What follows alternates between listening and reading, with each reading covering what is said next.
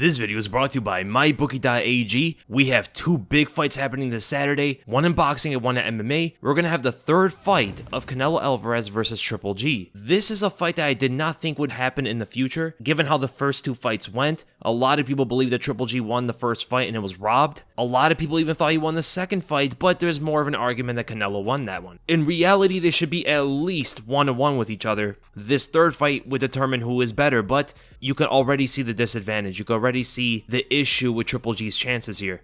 The guy's so much older. He's 40 years old. Physically, he looks like he hit puberty twice. Boxing's a different sport, and rarely do you ever see someone look like Triple G at 40 years old. The guy's in fantastic shape, but with how great he physically looks, he's so much slower than he ever was before, and that's a big issue because if he cannot establish the jab, he's going to be in a lot of trouble against Canelo. Canelo's in the prime of his career. He's the best he's ever been. Jumping up weight classes, fought light heavyweights and stuff, and that kind of experience is definitely going to help him with a power puncher like Triple G for the third time. He fought him twice already. Triple G didn't really have the level of competition that Canelo has been fighting. There's so much riding against Triple G here, and I could definitely see Canelo's uppercuts landing here by feinting low, getting Triple G to lower his levels and picking up his hands, which is going to open up the center like he always does. And I think the speed difference between the two is going to allow even Canelo to establish potentially a better jab than Triple G. And like I mentioned, Triple G being so much slower now, it's going to be much harder for him to establish a jab for the fact that Canelo is excellent at parrying those and countering back. He showed that even in the second fight, which could potentially lead up to Canelo backing up Triple G as the fight is unfolding. If Canelo's able to get him to the ropes, there's going to be a lot of opportunities for body shots, especially that jab to the body, left hook to the body is going to be an excellent shot, and potentially a right hook around the guard once he starts to condition Triple G with center attacks, uppercuts, and jabs.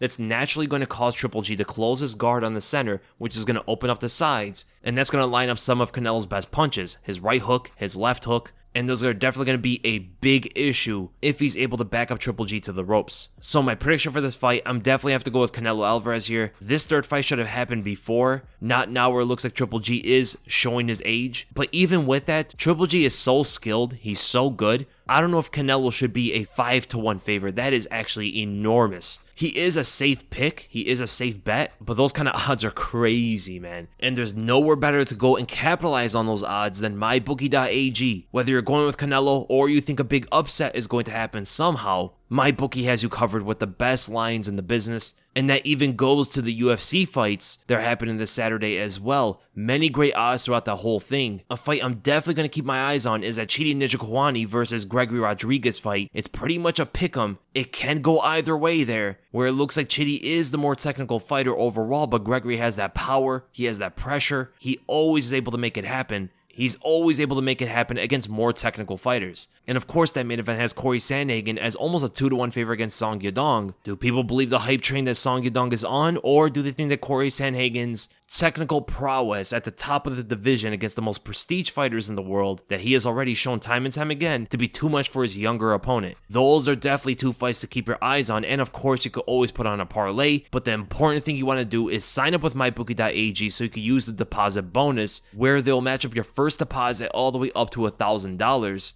That means if you put $10, they give you another $10. If you put in $100, they give you another $100. Even if you want to go to $1,000, they'll give you another $1,000. But in order to do that, you got to use the promo code WEASEL. That's WEASLE to take advantage of MyBookie's sign-up offer. Make sure to visit MyBookie.ag today. And that moves us right to the UFC fight between Cory Sandhagen and Song Yadong. This fight's gonna keep me on the edge of my seat. Both guys are extremely dangerous strikers, but in different kind of ways. Song Yadong is a monstrous puncher, one of the most explosive fighters I've ever seen in that bantamweight division, has a kind of knockout power that many do not have. He has a relatively short reach on average, and that disadvantage is definitely going to be obvious fighting the 5'11" Cory Sandhagen. He's going to have to really try to get his weight on the inside, and the way he's been doing that lately is by exploding with these overhands, shifting combos similar to what Dustin Poirier does sometimes, backed up by a great amount of speed. And when he gets on the inside of you, he often wants to keep himself there and unload with explosive combinations to your body and to your head, very similar to the way he knocked out Marlon Moraes. Now, Cory Sandhagen, on the other hand, is more of a slick finisher. He finds the spinning hook kicks to your head. He finds the flying knees out of nowhere. He puts traps all over the cage and capitalizes devastatingly with high amplitude attacks. And this is what worries me about both these guys. Number one, Song Yadong oftentimes will fall into traps of his opponent. You saw this when he fought Kyler Phillips, for an example. And oftentimes he'll show reactions to your jab, trying to move away and try to find an angle to explode inward. You saw that even a lot when he fought Julio Arce. So potentially, a lot of Cory Sandhagen's tricky feints are going to get these kind of reactions out there, and if Song Yadong's looking to counter the feints, counter what he thinks are going to be punches and kicks, he might fall into Cory's counters. But at the same time, one shot from Song Yadong could end this fight at any moment. If Cory zigs when he should have zagged, this could potentially be over right away. So his feints and his movement is definitely going to have to be perfect in this one, because Yadong is going to look to put the pressure on him. And oftentimes you do see Cory dropping his hands, and with his lateral movement, he will get tagged sometimes. You saw that when he fought John Lineker, for an example. John Lineker, who's much slower than Song Yadong, was eventually able to intercept him with these haymakers. And like I talk about the shifting combos that Yadong is exploding with now, Petr Yan was landing those combos on Cory. And not only Petr Yan was, but even John Lineker in that third round landed that combo as well. And these two are not as fast as Yadong is. And here's the thing, even though Petr Yan had setups, he had the feints, he had all these different tools to mask up his combos, Yadong doesn't really do that. Yadong has no feints, he doesn't really set things up, he just explodes. So does John Lineker though. And John Lineker was eventually able to catch Cory Sandhagen a few times in their fight. What was kind of exposed in that fight, and even further on show some glimpses of vulnerability, was that if you put a lot of pressure on Cory, like uber pressure, with a good amount of volume, he is there to get hit because he sticks to defense sometimes. He gets so focused on defending your punches, he picks up his hands and all that stuff. There are openings around the guard to land your shots, and that's how John Lineker was able to do that. He was extending his usual 2-punch combos into 4 or 5 punches, and in that third round, they were being successful. It also has to do with the fact that Cory was slowing down in the fight a little bit, but that is also credit to John Lineker's aggression, constantly making Cory Sandhagen work from start to finish. The issue with Yadong is, though, he doesn't usually have that kind of volume. He's usually just a one-punch fighter, explodes from a distance to try to catch you, and I would say out of 10 fights, it's not going to be that likely he catches Cory doing that. There definitely is a possibility of it happening, especially if he's able to time it perfectly, like Cory exiting out or circling away, lateral movement, and eats a big left hook out of nowhere that puts him out or something. But the thing going for Cory Sandhagen, I mean, there's so many. The jab alone is going to cause many problems for Song Yadong for the fact that Yadong doesn't set things up. He will look to try to slip on that jab, try to find his way to the body and then up to the head through explosive measures. And the further the fight goes, the more that Song Yadong is exploding in every single exchange, the more he's going to gas out in the fight. Cory has 5-round experience now, and that is definitely going to play a big difference here if Cory's able to get away from the dangerous shots. The flying knees and front kicks can also be big weapons for Cory Sandhagen to intercept Yadong.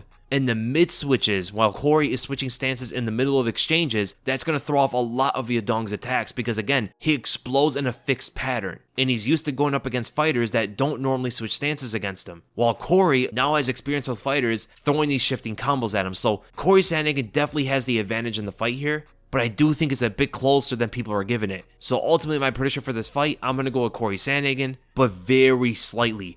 I will not be surprised at all if Song Yadong wins this fight. And everybody knows how high I am on Cory Sandhagen. I mean, he put on probably the best fight of all time in my eyes from a technical standpoint when he fought Petr Yan. But there are certain things that Yadong can do that could surprise Cory, and if he catches him by surprise one time, the fight could be over. But if they were to fight 100 times, I do think that Cory would probably win this like 55.